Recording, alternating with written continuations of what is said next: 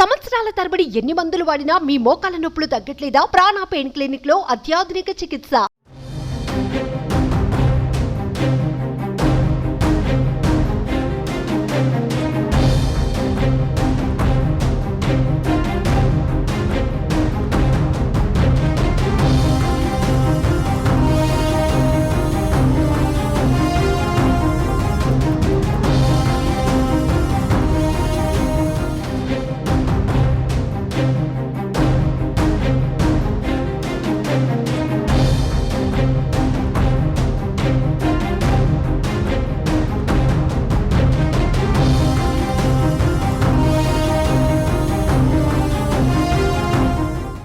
మాజీ మంత్రి వైఎస్ఆర్ సోదరుడు వైఎస్ వివేకానందరెడ్డి హత్య కేసులో అనూహ్య పరిణామం చోటు చేసుకుంది.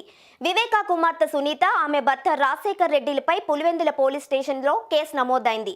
పులివెందుల కోర్టు ఇచ్చిన ఆదేశాల మేరకు కేసు నమోదు చేశారు పోలీసులు. పులివెందుల కోర్టు ఆదేశాల మేరకు కృష్ణారెడ్డి ఇచ్చిన ఫిర్యాదు మేరకు సునీత, రాజశేఖర్ సిబిఐ ఎస్పీ రామ్ సింగ్ పైన ఐపీసీ 156, 352, 323, 330, 342, 348, 506 సెక్షన్ల కింద కేసు నమోదైంది.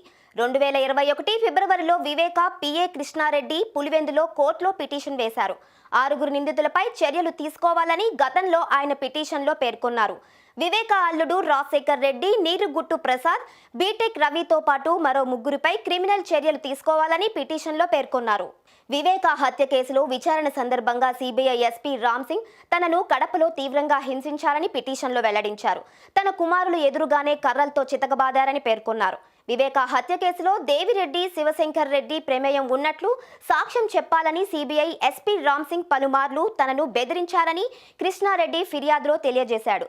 హైదరాబాద్లో సునీత ఇంటికి వెళ్లిన సందర్భంలో కూడా సునీత, ఆమె భర్త రాజశేఖర్ రెడ్డి తనను బెదిరించినట్లు పేర్కొన్నారు.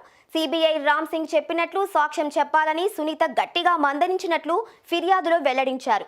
ఇదే అంశంపై కడప ఎస్పీకి కూడా 2021లో ఫిర్యాదు చేశారు.